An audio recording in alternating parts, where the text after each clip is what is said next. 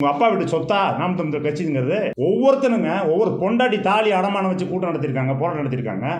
ஏன் ஓட்டு, ஏன் கட்சி, எனக்காக தான் ஓட்டு விழுகுது அப்படின்னா ஒவ்வொருத்தருடைய பங்கு இருக்கா இல்லையா? அப்போ நீங்கள் உங்களுக்கு தேசிய கட்சியில் திராவிட கட்சியில் குறை சொல்வதற்கு என்ன தகுதி அருகதை இருக்குது? தமிழ் மக்களுக்கு போலியான வேலைகள் செய்கிறது யார்? போலியான தமிழ் தேசியம் பேசிட்டு மேடையில் ஒன்று பேசிட்டு கீழே போய் ஒன்று வேற வேலை செய்கிறது யார்? ஐயோ நம்ம கூடாரம் காலி ஆகுதே அப்படிங்கிற அந்த ஒரு பயத்தில் ஏதாவது ஒரு செய்தியை போட்டுட்டு இருக்காங்க. ஒரு முன்னுக்கு பின் முரணான செய்தி. சீமானுடைய சமீபத்திய அவருடைய நடவடிக்கைகள் எல்லாத்தையும் அவர் பேசுகிற பேச்சுக்கள், அவருடைய வெளிவருகிற ஆடியோக்கள் எல்லாத்தையும் நீங்கள்லாம் ஏற்றுக்கிறீங்களா? அப்போ அப்படி ஒரு புனிதமான கட்சி அவர் கட்டமைச்சு கொண்டு போயிட்டு இருக்காரா? நான் இப்படிப்பட்ட ஒரு தலைவரின் கீழே இருந்துக்கிட்டு இவர் என்னுடைய தலைவர், சீமான் என்னுடைய தலைவர், என்னால் நான் என்னுடைய மகன்கிட்ட காமிக்க முடியுமா? உனக்காக போஸ்ட் அடித்தவன், உனக்காக கை காசு செலவழிச்சவன், உடல் உழைப்பை போட்டவன், குடும்பத்தை விட்டுட்டு உன் கூட நின்றவன், நீ எந்த ஊர் போகிறே சுற்றி பயணம் பண்ணவன், உன்ட்ட ஒரு கேள்வி கேட்டால் நீ எல்லா பேருக்கு முன்னாடி ஒரு வார்த்தை பதில் சொல்கிறதுனா குறைஞ்சி போவ. இருந்தா இல்லைன்னா வெளியே போ அப்படின்னா என்ன மாதிரியானது ஒரு இதனை நீங்கள் ஒரு கார்பரேட் கம்பெனி நடத்துறீங்க, அதனுடைய பாஸா நீங்கள், சேர்மனா நீங்கள்? உங்கள்கிட்ட மாத சம்பளம் வாங்குறவன் நாங்கள் எல்லாரும் சேர்ந்து நாம் தமிழர் கட்சியை உருவாக்கணும். அதில் சீமான் ஒருத்தர், அவ்வளோதான். முழுக்க ஆர்எஸ்எஸ் சித்தாந்தத்தின் பின்புலத்தில் வந்தவர், அது வெளிப்படையாகவே தன்னை அறிவித்துக் கொள்பவர். அவர் கூடவே அவர் தான் இவருக்கு எல்லாமாவும் இருக்கிறார். எனக்கு தெரிந்து ஒரு 5 ஆண்டுகளுக்கு முன்னிலிருந்தே அவர் அவருடைய பிடியில் இவர் சிக்கிட்டார். அவர் ஒருத்தர் தான் இவரை தவறாக வழிநடத்தி இவர் அழைச்சிட்டு போகிறாரு அப்படிங்கிறது நான் சந்தேகப்பட்டது. அது இன்றைக்கி வெட்ட வெளிச்சமாகி வெளிச்சத்துக்கு வந்துருச்சு. நீங்கள் தமிழர் அப்படிங்கிறத தூக்கி வச்சுட்டு நீங்கள் தெலுங்கர் அப்படின்னு தூக்கி வச்சு நீங்கள் போய் ஆந்திராவில் போய் பேசலாம். நீங்கள் திராவிட அரசியல் தான் என்ன பண்ணிடுச்சு, இன்றைக்கி நடந்த ஈழப்படுகொலையாக இருக்கட்டும், இங்கே நடக்கிற தமிழர் உரிமை பிரச்சனை, எந்த பிரச்சனை, இவங்களோட வாழ்வாதார பிரச்சனையாக இருக்கட்டும், அதுக்கெல்லாம் மூல காரணமாகவே திராவிட அரசியல் வந்துருச்சு. நாங்கள் போய் திராவிட கட்சியில் போய் சேர போகிறோமா, இல்லை திராவிட கட்சியில் போய் கரைய போகிறோமா, இதை தமிழ் தேசிய கட்சியில் கடைசி வரைக்கும் உறுதியாக நிற்க போகிறோமாங்கிறத காலம் முடிவு செய்ய நீங்கள் பார்க்க தானே போகிறீங்க. நான் ஒரு கேள்வி கேட்குறேன். அப்போ சீமானுடைய சமீபத்திய அவருடைய நடவடிக்கைகள் எல்லாத்தையும் அவர் பேசுகிற பேச்சுக்கள், அவருடைய வெளிவருகிற ஆடியோக்கள் எல்லாத்தையும் நீங்கள்லாம் ஏற்றுக்கிறீங்களா? அப்போ அப்படி ஒரு புனிதமான கட்சியை அவர் கட்டமைச்சு கொண்டு போயிட்டு இருக்காரா? அதை உடச்சி நாங்கள் வெளியே வரணும்னு நினைக்கிறோமா? நீங்கள் சொல்லுங்கள். நான் எனக்கு ஒரு குடும்பம் இருக்குது, எனக்கு ஒரு மனைவி இருக்காங்க, பிள்ளைகள் இருக்காங்க. நான் இப்படிப்பட்ட ஒரு தலைவரின் கீழே இருந்துக்கிட்டு இவர் என்னுடைய தலைவர், சீமான் என்னுடைய தலைவர், என்னால் நான் என்னுடைய மகன்கிட்ட காமிக்க முடியுமா? இவர் தான் நம்ம தலைவர், இவரை நீ பின்பற்றி வாடா அப்படின்னுடைய மகன்கிட்ட காமிக்க முடியுமா? அப்படிப்பட்ட ஒழுங்கோடு அவர் இருக்கிறாரா? இது எல்லாத்துக்கும், எனக்கு மட்டும் இல்லை, இது இங்கே உள்ள எல்லாத்துக்கும், எங்களை நோக்கி வர எல்லாத்துக்குமே இது பொருந்தது. வீட்டில் தலை காட்ட முடியலை. இவரா அவங்க தலைவர், இவர் கூட சுற்றிட்டு இருக்கிய, நீ இப்படி இருப்பியோ அப்படின்ற மாதிரியெல்லாம் பார்க்க ஆரம்பிச்சிட்டாங்க. அதனுடைய காரணம் தான் நாங்கள் எல்லாருமே புலம்பி தவிச்சு வேறு வழி இல்லாமல் இந்த இடத்துல நிற்கிறோம். எங்களுக்கு தத்துவம், நாம் தமிழர் கட்சியின் தத்துவம் பிள்ளை இல்லைங்க, கோட்பாடு எந்த பிரச்சனையும் இல்லைங்க. ஏன்னா நாங்கள் எல்லாம் சேர்ந்து உருவாக்கினது தான். இன்றைக்கும் நாங்கள் அதே கொள்கையோட அடிபெறலாமல் அப்படியே நாங்கள் அதை பின்பற்றி போகணும் தான் நாங்கள் நினைக்கிறோம். ஆனால் அதை செயல்படுத்துகிற, அதை கொண்டு செலுத்துகிற, அதை செயல்படுத்தணும்னு நினச்சி செயல்படுத்துகிற தலைவர் மேலே தான் எங்களுக்கு பிரச்சனை. அவருடைய தவறுகள்னால தான் இவ்வளோ பெரிய பின்னடைவு. 8 விழுக்காடுன்றீங்க. 8 விழுக்காடுங்கிறதே ரொம்ப, நான் ரொம்ப ரொம்ப குறைவு. அப்படி தான் நாங்கள் பார்க்குறோம். ஒரு குறைந்தபட்சம் 15-20 விழுக்காடு இந்த 2024 தேர்தலில் வந்திருக்கணும். ஆனால் 8 விழுக்காடு, இந்த 8 விழுக்காடை இவர் வருகிற தேர்தலில் மறுபடியும் தொடுவாராத, மறுபடியும் தக்க வைப்பாரா அப்படிங்கிறது மிகப்பெரிய கேள்விக்குறி. உங்களுக்கு தெரியாத ஒன்றும் இல்லை. அவ்வளோ பெரிய பிரச்சனைகள், அவ்வளோ பெரிய சங்கடங்கள் உள்ளுக்குள்ளே இருக்குது. இன்றைக்கி வரைக்கும் கட்சியில் இருந்தாயிரம் இல்லாட்டி சமீபத்தில் நெல்லையில் நீங்கள் பார்த்துருப்பீங்க. உனக்காக போஸ்ட் அடித்தவன், உனக்காக கை காசு செலவழிச்சவன், உடல் உழைப்பை போட்டவன், குடும்பத்தை விட்டுட்டு உன் கூட நின்றவன், நீ எந்த ஊர் போகிறே சுற்றி பயணம் பண்ணவன், உன்ட்ட ஒரு கேள்வி கேட்டால் நீ எல்லா பேருக்கு முன்னாடி ஒரு வார்த்தை பதில் சொல்கிறதுனா குறைஞ்சி போவ. இருந்தா இல்லைன்னா வெளியே போ அப்படின்னா என்ன மாதிரியானது ஒரு நீங்கள் ஒரு கார்பரேட் கம்பெனி நடத்துறீங்க, அதனுடைய பாஸா நீங்கள், சேர்மனா நீங்கள்? உங்கள்கிட்ட மாத சம்பளம் வாங்குறவன் நாங்கள் எல்லாம்? உங்கள் அப்பா வீட்டு சொத்தா நாம் தமிழர் கட்சிங்கிறது? ஒவ்வொருத்தனுங்க ஒவ்வொரு பொண்டாட்டி தாலி அடமானம் வச்சு கூட்டம் நடத்திருக்காங்க, போராட்டம் நடத்திருக்காங்க. ஏன் ஓட்டு, ஏன் கட்சி, எனக்காக தான் ஓட்டு விழுகுது அப்படின்னா ஒவ்வொருத்தருடைய பங்கு இருக்கா இல்லையா? அப்போ நீங்கள் உங்களுக்கு தேசிய கட்சியில் திராவிட கட்சியில் குறை சொல்வதற்கு என்ன தகுதி அருகதை இருக்குது? குறைந்தபட்சமாக திருந்தவாத செய்யுங்க. நீங்கள் இனிமேல் அள்ளிக்கட்ட போகிறது கிடையாது. நீங்கள் இனிமேல் வந்து அதிகாரத்துக்கு வரப்போகிற ஒன்றும் கிடையாது. குறைந்தபட்சமாக சுயமாக உணர்ந்து நாம் செய்தது தவறு என்று உணர்ந்து திருந்தவாத செய்யுங்க. அது உங்களுடைய பிற்காலத்தில் உங்களுடைய அடுத்த சந்ததிகள் வந்து நல்லா வர்றதுக்கான வாய்ப்பாக இருக்கும். அதாங்க நான் ஏற்கனவே சொல்லிட்டேன். நாலு நான் வெளியே வந்து இப்போ 1.5 வருஷத்துக்கு மேலே ஆச்சு. அதுக்கு முன்னாடி 4 ஆண்டுகளாகவே இந்த போர் உள்ளுக்குள்ளே போயிட்டே இருக்குங்க. இந்த பனிப்போர் உள்ள போயிட்டே இருக்குது. நம்ம சொல்கிறத அவர் கேட்க மாட்டார். அவர் சொல்கிறது ஏதோ ஒன்று திடீர்னு ஒன்று சொல்லுவார். அதை சொன்னல லெஃப்ட்டில் இண்டிகேட்டர் போட்டு ரைட்டில் திரும்பி போயிட்டே இருப்பார். நம்ம பின்னாடி புறால் குழம்பிகிட்டே இருக்கணும். இப்படியே ஒன்றும் இல்லைங்க. நாங்கள் இருக்கிறோம். நான், அண்ணன், தம்பி, அண்ணன் இவங்கெல்லாம் பக்கத்துலேயே இருக்கோம். திடீர்னு பார்த்தா ஒரு நாள் பார்த்தா டிவியில் வந்து ஏதோ வந்துட்டுன்னு சொல்லிட்டு எல்லோரும் ஃபோன் பண்ணுறாங்க. என்ன ஃபோன் பண்ணுறேன் என்னங்க அப்படின்னு கேட்டால், என்னங்க உங்களால் சசிகலா போய் சந்திச்சிட்டாரு அப்படின்னா நம்ம கேட்குறவங்களுக்கு என்ன பதில்? எல்லா பத்திரிகையாளரும் கேட்குறாங்க, சசிகலா சந்திச்சா இதை பற்றி என்ன நினைக்கிறீங்க? என்ன நினைக்கிறதே தெரில. எதுக்காக போய் சந்திச்சாரு? அப்போ குறைந்தபட்சமாக நீங்கள் செயல்படுத்த விஷயத்த பக்கத்தில் உள்ள ஆள்கிட்டயாவது வந்து கலந்து ஆலோசிங்க. இன்ன காரணத்துக்காக சந்திக்கிறோம்னா சொல்லுங்கள். அது வந்து நாங்கள் பேசிக்கிறோம்ல அப்படின்னா அப்போ சசிகலாவை சந்திக்க வச்சதுக்கு ஒரு பின்புலம் இருக்குது. அதுவும் யாரோ ஒருத்தர் வந்து அவர் இயக்கியிருக்காரு. அந்த இயக்கத்தில் போய் அவர் நடிச்சுட்டு வந்துட்டார். அவ்வளோதான். இப்படி தான் எல்லாமே நடந்துக்கிட்டு இருக்குது. இதெல்லாம் வந்து சசிகலா சந்திச்சது எந்த காலம்? 5 வருடத்துக்கு முன்னால், 5 வருடத்துக்கு முன்னாடி. அப்போ இருந்தே இந்த பனிப்போர் போயிட்டு தான் இருக்குது. பொறுக்க முடியாமல் வேறு வழி இல்லாமல் ஒரு கட்டத்தில் வந்து நாங்கள் வெளியே வரோம். அவ்வளோதான். ஜனநாயக பண்பு இருந்ததுங்க. ஆரம்பத்தில் சீமான் கட்சியில் வந்து சேரலைங்க. முதல்ல தெரிஞ்சுக்கோங்க. சீமான் கட்சியில் நாங்கள் சேரலை. நாங்கள் எல்லோரும் சேர்ந்து சீமான் நாம் தமிழர் கட்சியை உருவாக்கினா அதில் சீமான் ஒருத்தர். அவ்வளோதான். சீமான் வந்து எனக்கு ஆரம்பத்துலேருந்து நண்பர், அண்ணன். அவ்வளோதான். 22லேருந்து நண்பர், 2002லேருந்து நண்பர், அண்ணன். அந்த உறவு தான். ஈழத்தில் இவ்வளோ பெரிய இனப்படுகொலை நடந்துருச்சு. நாம் நம்பி இருந்த தமிழின தலைவர் நின்ற கலைஞர் வந்து கைவிட்டுட்டார். மிகப்பெரிய அதிகாரத்தில் இருந்த அம்மா, ஒரு எதிர்க்கட்சி அந்தஸ்தில் இருந்த ஜெயலலிதா அம்மா வந்து கைவிட்டாங்க. அப்போ நாம் வந்து ஒரு பரிதவித்த நிலையில் நாமளே சேர்ந்து ஒரு அரசியல் கட்சி ஆகக்கூடாது அப்படின்னு சொல்லிட்டு ஆரம்பித்ததான ஒழிய இவர் ஒருத்தர் தான் தலைவர், இவரை விட்டு ஆள் இல்லைன்னா சொல்ல. அன்றைக்கு வந்து நல்ல ஒரு தன்னுடைய நல்ல ஒரு கவர்ச்சிகரமான பேச்சாளர் மக்களை ஈர்க்கக்கூடிய இடத்துல அவர் தான் இருந்தார். அன்றைக்கி நீங்கள் முதன்மையாக இருங்கண்ணே அப்படின்னு சொல்லிட்டு நாங்கள் பின்தொடர்ந்து போனோம். அப்போல்லாம் வந்து ஒரு ஜனநாயக பண்பு ஒன்று இருந்துச்சு. எல்லாத்தையும் கேட்டுட்டு தான் நம்ம முடிவெடுத்து பண்ணுவோம். வளர தான் அவருடைய போக்கு மாறுது. அவர் வளர தன்னுடைய அந்த தலைமையை தக்க வச்சுக்கன்னு நினைக்கிறாரு. யார் ஒருத்தர் வந்து தன்னை தாண்டி வளராங்கன்னு நினைக்கிறாங்களோ அவங்களெல்லாம் தட்டி விடணும்னு நினைக்கிறாரு. இது நினைக்கும் போது இலை மலர்ந்தால் ஈழம் மலரும் சொன்னது வந்து கட்சிக்கு முன்னாடி, கட்சியே ஆரம்பிக்கலப்ப. அது வந்து பாண்டிச்சேரியில் நடந்த கூட்டத்தில் பேசினது. அப்போ வந்து இயக்குனர் சங்கம் சார்பாக அவர் போன கூட்டத்தில் பேசினார். பிரச்சாரத்தில் இல்லை, அது அவருடைய அதெல்லாம் காலதான். அந்த ரைமிங்காக சொல்லணுங்கிறதுக்காக சொன்னது. அதன் பிறகு அதெல்லாம் நம்ம வந்து அவர் பேசிட்டு வந்த பிறகு திரும்ப அறைக்குள்ள வந்து இதெல்லாம் தேவையில்லாதுண்ணே, நம்ம சொல்லியிருந்திருக்க வேண்டியதில்லை, அவசியமற்றது பல விஷயங்கள். நான் வந்து விக்கிரவாண்டி இடைத்தேர்தல் சொன்னார்ல, ராஜீவ் காந்தி நாங்கள் தான் பண்ணோம் அப்படின்னு சொன்னார்ல, அப்படிலாம் சொன்னார் இல்லையா? இதெல்லாம் வந்து நாங்களே கண்டிச்சிருக்கோம். இது வந்து நம்ம ஒரு அரசியல் செய்கிறோம், ஒரு ஜனநாயகபூர்வமான ஒரு மக்கள் திரள அரசியல் செய்கிறோம். இதில் இந்த மாதிரியான வந்து பேச்சுக்கள் நமக்கு வந்து தேவையில்லாதுன்னு சொல்லிட்டு அதுக்கப்புறம் நாங்கள் கண்டிச்சிருக்கோம். சிலதெல்லாம் தவிர்த்துருக்காரு. அதெல்லாம் ஒரு காலகட்டம் வரைக்கும் வந்து சில பேச்சுகள் வந்து கேட்டார். அதுக்கப்புறம் நீ என்ன சொல்கிறது, நான் என்ன கேட்குறது அப்படிங்கிற முடிவுக்கு வந்துட்டார். அப்படிலாம் நம்பலைங்க. யார் சொன்னது? உங்கள்கிட்ட சொன்னாங்களா? அப்படிலாம் நம்பலை. இன்றைக்கு வந்து எங்கள்கிட்ட பேசுகிறாங்கல்ல, மிகச்சிறந்த முன்னெடுப்பு, சரியாக முன்னெடுத்து கொண்டு போங்க. உங்களுக்கு வெளிப்படையான ஆதரவு நாங்கள் கொடுக்கலைங்கிறக்கா உங்களை ஆதரிக்கலன்னு நினைக்காதீங்க. எங்களுடைய ஆதரவு உங்களுக்கு உண்டு. மாவீரர்கள் உங்களை வழிநடத்துவாங்க.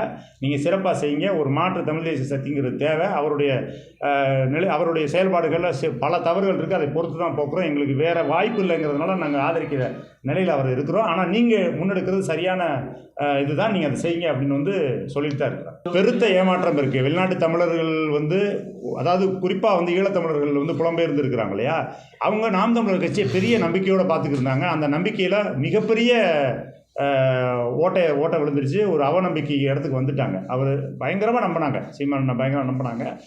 இன்றைக்கு அதில் வந்து மிகப்பெரிய அவநம்பிக்கை உங்களுக்கு வந்துருச்சு. ரொம்ப ஒரு குழப்பத்தில் அப்படியே ரொம்ப வெதும்பி போய் தான் அவங்க எல்லாருமே இருக்கிறாங்க. எனக்கு ஒரு 95 விழுக்காடு மக்கள் அப்படி தான் இருக்காங்க. சில பேர் 1-2 பேர் வந்து இவருடைய உண்மையான விஷயங்கள் தெரியாதவங்க சில பேர் என்ன பண்ணுவாங்கன்னா வெளியில் வந்து வெளிப்படையாக ஆதரிப்பாங்க. பல பேர் வந்து அமைதியாயிட்டாங்க. எங்ககிட்ட தொடர்புல இருக்காங்க நிறைய பேர். சார், திரள் நிதினா என்ன? அதை வச்சு அவர் என்ன பண்ணுறாரு? திரள் நிதினா அந்த வார்த்தையிலே உங்களுக்கு இருக்குல்ல, திரள் நிதி. எல்லாரும் அது வருது. அவர் வெளியிலேருந்து பொதுப்படையாக ஒரு அறிவிப்பு அறிவிக்கிறாங்க. இணையதளங்கள் மூலமாக அந்த வங்கி கணக்கு வருது. அது மூலமாக கூட்டங்கள் நடத்துகிறாங்க. அது ஆனால் அது முறையாக வந்து கணக்கு கொடுக்கப்படுறதில்ல. அதுதான் அதில் சிக்கல். கட்சியில் பொதுவான கணக்கு கொடுக்கணும் இல்லையா? ஒரு ஜனநாயக அமைப்பில் என்ன இருக்கணும், இவ்வளோ பணம் வந்துச்சு, இவ்வளோ செலவு பண்ணோம், இவ்வளோ மிச்சம் இருக்குது, இந்த உதவி செய்கிறோம், இவ்வளவு போஸ்ட் அடிக்கிறோம், இவ்வளவு போராட்டத்துக்கு செலவழிக்கிறோங்கிற கணக்கு வழக்கு கொடுக்கணும் இல்லையா? ஆரம்பத்தில் நாங்களாம் இருக்கும்போது ஒரு 2 வருடம் கணக்குகள் வந்து வெளியிட்டோம். அதன் பிறகு அதை வெளியிடுற போது அதில் சிக்கல் வந்துருச்சுன்னு சொல்லிட்டு அதை நிப்பாட்டிட்டாங்க. இப்போ அது எவ்வளோ பணம் வருது, எவ்வளோ செலவழிக்கிறாங்க, மற்றவங்களுக்கு எப்படி இதை கையாளுறாங்கிறது இப்போ யாருக்குமே தெரியாது. கட்சிக்கு பொருளாளர் இருக்கா? பேரளவில் ஒரு பொருளாளர் எப்போவுமே இருப்பார். எப்போவுமே பேரளவில் இருப்பார். அவர் பொருளாளர் வேலையை பார்க்க மாட்டார். இந்த கட்சியில் எல்லாமே பார்த்தீங்கன்னா பொறுப்புலாம் இருக்கும். பொறுப்புக்கான வேலையை யாருமே செய்ய மாட்டாங்க. இப்போ நாம் தமிழர் கட்சியில் பொதுச்செயலாளர் ஒருத்தர் இருக்கார். செய்ய விட மாட்டாங்க. பொதுச்செயலாளர் இல்லை அது செய்ய விட மாட்டாங்கல்ல, செய்யாத ஆளை தான் போடுவாங்க. இந்த கட்சியில் பொதுச்செயலாளர் ஒருத்தர் இருக்கார், ஒரு மருத்துவர். அவர் இங்கிலாந்து குடியுரிமை பெற்றவர். இங்கிலாந்து குடியுரிமை பெற்றவருக்கு இங்கே தமிழ்நாட்டில் உள்ள கட்சியோட பொதுச்செயலாளர் எப்படி இருக்க முடியும்? ஆனால் அறிவிச்சிருக்காங்க. அவர் ஒரு மருத்துவர். அவர் நல்ல மருத்துவர், நல்ல குணம் படைத்தவர், அதெல்லாம் பிரச்சனை இல்லை. ஆனால் அவர் பொதுச்செயலாளர்னு கூப்பிட்டு பொதுச்செயலாளர்னா என்னன்னு கேளுங்கவிட்ட அவருக்கு தெரியாது. ஏன்னா அவர் வந்து ஒரு டம்மியாக ஒரு ஆள் இருக்கணும். நம்ம எது சொன்னாலும் வந்து கேட்டுக்கணும், நமக்கு எதிர்த்து பேசக்கூடாது அப்படின்ற மாதிரி ஆட்கள்லாம் போடுவார். அதான் நடந்துட்டு. ஆளுமை மிக்கவர்கள், திறமையானவர்கள், மிக திறமையானவர்கள்லாம் இருக்கிறாங்க. அவங்கெல்லாம் வந்து அடையாளப்படுத்துறதே கிடையாது, கொண்டு வரதே கிடையாது, முக்கிய பொறுப்புகள்லாம் நியமிக்கிறதே கிடையாது. பிரச்சனையே அதுதானே. யார் பின்புலத்திலேருந்து வழிநடத்துகிறாங்கிறதே எங்களுக்கு தெரியல. நாங்கள்லாம் வந்து அவருக்கு பின்னாடி தான் இருந்தோம். ஆனால் எங்களுடைய அறிவுரைகளையோ கருத்துரைகளையோ வந்து அவர் செவிமடுப்பதற்கு என்றைக்குமே இடம் கொடுத்ததில்லை. ஒரு காலகட்டத்தில் தொடக்க காலகட்டத்தில் நாங்கள் பேசின சில விஷயங்களை, அதுவும் வந்து ஒரு வேண்டா விருப்பாக சில விஷயங்களை கேட்டுக்கொள்வார். பிறகு வளர வளர அவருடைய போக்கு மாறியது. அவர் பின்னால் ஏதோ ஒரு சக்தி இயங்குது அப்படிங்கிறது மட்டும் தெரியும். அது எந்த சக்தி என்ன சக்திங்கிறது நமக்கு தெரியலை. அது இப்போ போகிற காலகட்டத்தில் இப்போ நீங்கள் பார்க்கும்போது நமக்கே தெரிய வருது அது யார். இப்போ நீங்கள் சமீபத்திய திரு ரஜினிகாந்த் அவர்களை சந்தித்தது, அவர் கூட பயணித்தது, யார் எந்த மாதிரியா சித்தாந்தத்தில் உள்ளவங்க கூட இருக்காங்க அப்படிங்கிறத பார்த்தீங்கன்னாவே யார் இது வரைக்கும் அவரை இயக்கியிருக்காங்க அப்படிங்கிறது புரியுது. இப்போ நாங்கள் இருந்த வரைக்கும் எங்ககிட்ட எந்த கருத்துமே உள்வாங்கப்பட பிரச்சனையே அதுதான். நாங்கள் வெளியே வந்ததுக்கான காரணம் இன்றைக்கும் வந்து நிறைய பேர் அதை விட்டு வெளியே வர்றதுக்கான காரணம் என்னென்னா, எந்த கருத்துக்களும் அங்கே உள்வாங்கப்படலை. ஒற்றை கருத்து, சீமானுடைய கருத்து மட்டும்தான் நாங்கள் வந்து செயல்படுத்தப்பட்டது. ஆனால் அந்த ஒற்றை கருத்துமே அவருடைய கருத்தா என்பது கேள்விக்குறி.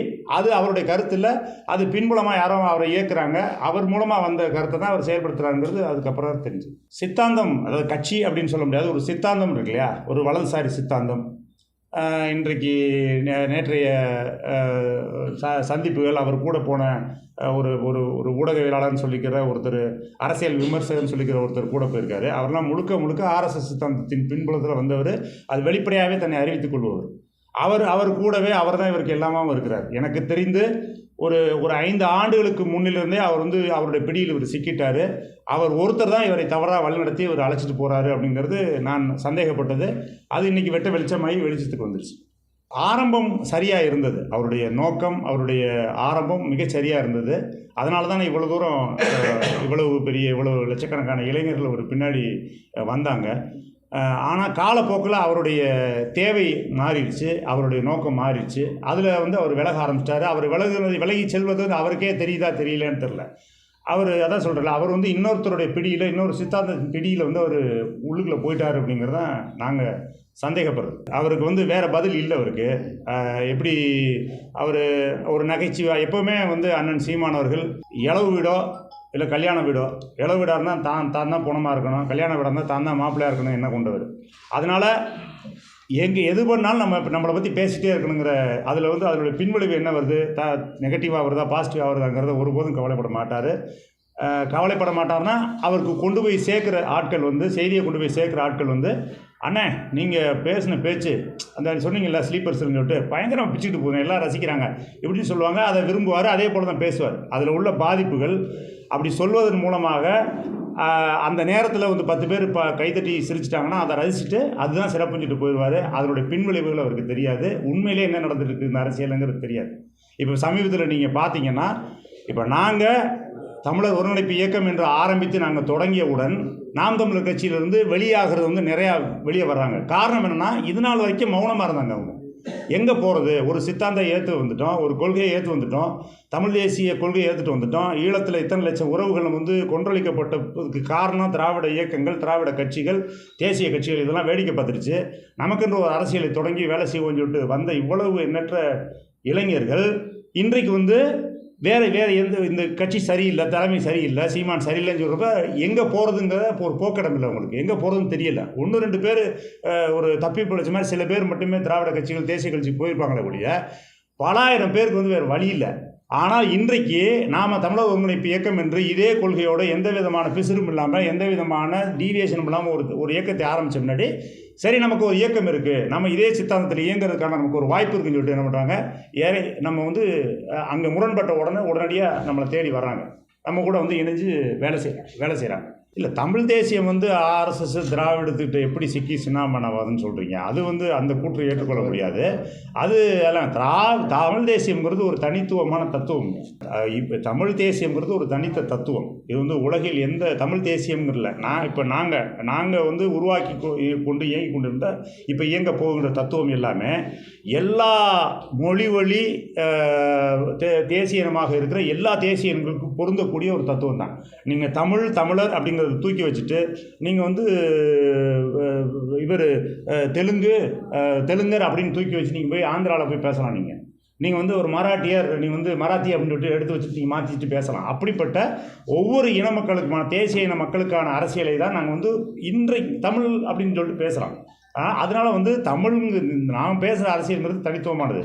ஆனால் ஒரு திராவிடம்ங்கிற பேரில் அன்றைய காலகட்டத்தில் நம்ம வந்து ஆரியர்களுடைய தாக்கம் அதிகமாக இருந்தது, ஆரியர்களுடைய ஆதிக்கம் அதிகமாக இருந்தது. அவர்களை காலி செய்வதற்கு திராவிட தத்துவம் ஒன்று தேவைப்பட்டது. அதை தூக்கிட்டு வந்தாங்க. இன்றைக்கு அந்த தத்துவம் ஒன்று ஒரு தேவையில்லை. அன்றைக்கு வந்து அது வந்து ஒரு போலியாக உருவாக்கப்பட்ட தத்துவம் தானே ஒழிய அன்றைக்கு தேவைப்பட்டுச்சு. இன்றைக்கு அது தேவையில்லை. ஏன்னா இன்றைக்கு வந்து தமிழ் தேசம், தமிழுடைய விடுதலை எல்லாமே ஒடுக்கப்பட்டதற்கான காரணமே திராவிட தேசமாக வந்துட்டு திராவிட அரசியல் ஆகி போயிடுச்சு. திராவிட அரசியல் தான் என்ன பண்ணிடுச்சு, இன்றைக்கி நடந்த ஈழப்படுகொலையாக இருக்கட்டும், இங்கே நடக்கிற தமிழர் உரிமை பிரச்சனை, எந்த பிரச்சனை, இவங்களோட வாழ்வாதார பிரச்சனையாக இருக்கட்டும், அதுக்கெல்லாம் மூல காரணமாகவே திராவிட அரசியல் வந்துருச்சு. அப்போ அதை சரி செய்யறதுக்காக தான் நம்ம இந்த தத்துவத்தை மீண்டும் நம்ம எடுக்க வேண்டிய கட்டாயத்துக்கு வந்துருக்கோம். காலம் வந்து எங்களை யாருன்னு காட்டும். இந்த தமிழ் மக்களுக்கு போலியான வேலைகள் செய்கிறது யார், போலியான தமிழ் தேசியம் பேசிட்டு மேடையில் ஒன்று பேசிட்டு கீழே போய் வேற வேலை செய்கிறது யார், மேடையில் பேசுகிறத அப்படியே செயல்படுத்த போகிறது யாருங்கிறது இந்த தமிழ் மக்கள் வந்து கூடிய சீக்கிரம் இது வந்து உணர்த்துவார்கள். அப்போ வந்து இதற்கான விடை விளங்கும். அதுக்கடையில் வந்து இந்த தமிழ்நாடு முல்லாக கிளம்புறாங்க, பெரிய கூட்டம் வந்து திருச்சியை நோக்கி திரளுது அப்படிங்கிற செய்தி வர ஐயையோ நம்ம கூடாரம் காலி ஆகுதே அப்படிங்கிற அந்த ஒரு பயத்தில் ஏதாவது ஒரு செய்தியை போட்டுட்ருக்காங்க. ஒரு முன்னுக்கு பின் முரணான செய்தி. வேல்முருகன் அண்ணன் வர்றாருங்கிறதுக்காகவே இது ஒரு திராவிட இதாகி போயிருமா, ஒரு திராவிடத்தின் கீழ் நாங்கள் போயிட்டோங்கிறதாயிருமா? அவர் ஒரு திராவிட கட்சியில் கூட்டணியில் இருக்கார். அவர் தமிழர். நீண்ட காலமாக இந்த மண்ணில் இந்த தமிழர்களுக்கு, அதுவும் வந்து குறிப்பாக ஈழ விடுதலைக்காக போராடிய போராளிகளுக்கு பல ஆயிரக்கணக்கான உதவிகளை செய்து இன்றைக்கு வரைக்கும் அவங்களுக்கு உதவி செய்து அவங்களுக்கு அந்த விடுதலைக்காக போராடி இருக்க ஒரு தமிழ் மகன். அவரை கூப்பிட்றதுல எங்களுக்கு நான் பெருமையாக நினைக்கிறோம்.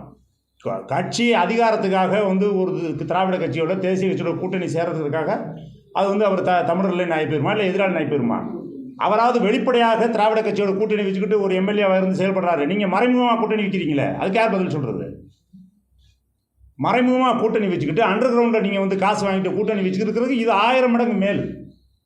அந்த அளவில் நாங்கள் பெருமையாக கருதுகிறோம். நாங்கள் கூப்பிட்டுருக்கிற எல்லாருமே, இன்றைக்கி எங்களுக்கு ஒரு சிறப்பு அழைப்பாளராக கூப்பிட்டுருக்க எல்லாருமே ஒரு பெருமை மிகு தமிழ் அடையாளங்களாக பார்க்குறோம். அதுக்கு அடுத்ததாக நாங்கள் அரசியலை என்ன செய்ய போகிறோங்கிறது பிறகு பாருங்கள். நாங்கள் போய் திராவிட கட்சியில் போய் சேர போகிறோமா, இல்லை திராவிட கட்சியில் போய் கரைய போகிறோமா, இதை தமிழ் தேசிய கட்சியில் கடைசி வரைக்கும் உறுதியாக நிற்க போகிறோமாங்கிறத காலம் முடிவு செய்ய நீங்கள் பார்க்க தானே போகிறீங்க. திராவிட கட்சிகளை எதிர்த்து வந்து சட்டமன்றத்தில் பேசியிருக்கிற வரலாறுலாம் இருக்குது. அதையும் பார்க்க சொல்கிறேன்.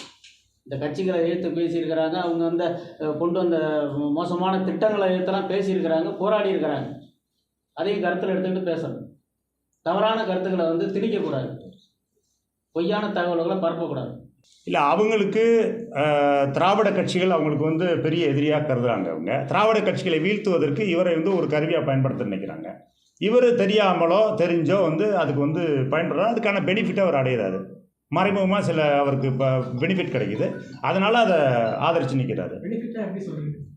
அது நீங்களே யூகிச்சுக்கோங்க என்ன மாதிரி பெனிஃபிட் கிடைக்குங்கிறது. அரசியல்வாதிகளுக்கு என்ன மாதிரி பெனிஃபிட் கிடைக்கும்?